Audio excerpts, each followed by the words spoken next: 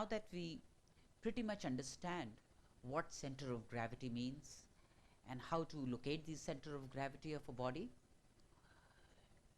a few more additional remarks at this point of time can come in very handy.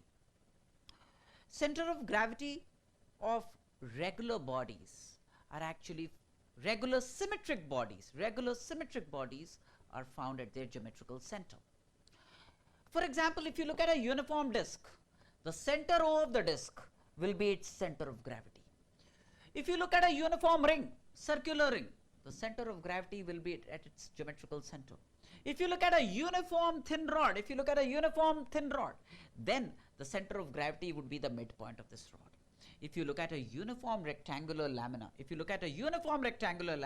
then the center of gravity would be intersection of its diagonals, O. If you look at a triangular lamina, then the centroid of the triangle, what is the centroid? Centroid is the point of intersection of the medians. That is going to be the center of gravity of a triangular lamina.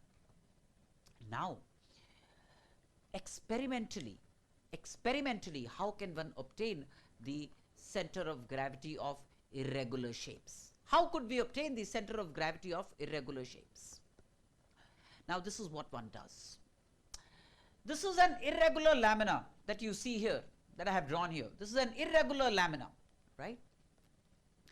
This is a fixed ceiling, and I take a thread and pin it with the rigid body, pin it with the body at A and connect it to the ceiling upwards, right? Eventually what would happen is there would be tension that would support the weight for equilibrium. This would come in a state of equilibrium. Equilibrium means total equilibrium. Equilibrium translational as well as rotational.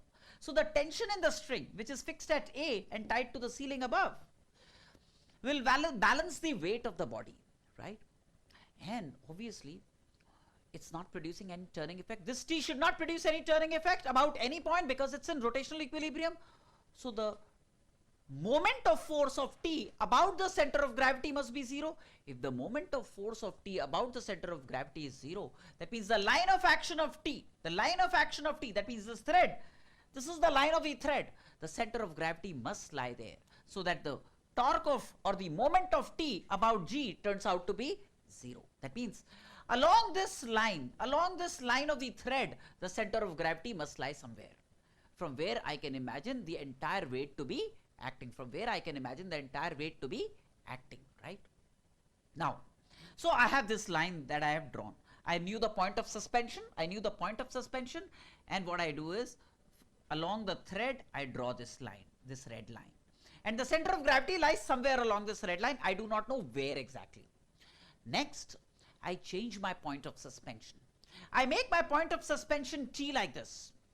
Now, the lamina would eventually come in equilibrium. Once again, the tension in the thread will balance the weight. Also, the tension will produce no moment about G, so that there is no turning effect, thereby ensuring rotational equilibrium.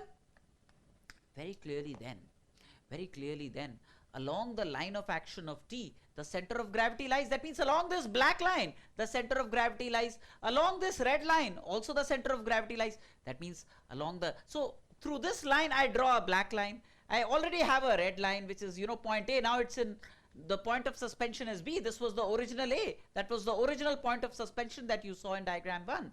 And therefore, the intersection of these lines will give you the center of gravity. The intersection of this red line and this black line will give you the center of gravity, location of the center of gravity.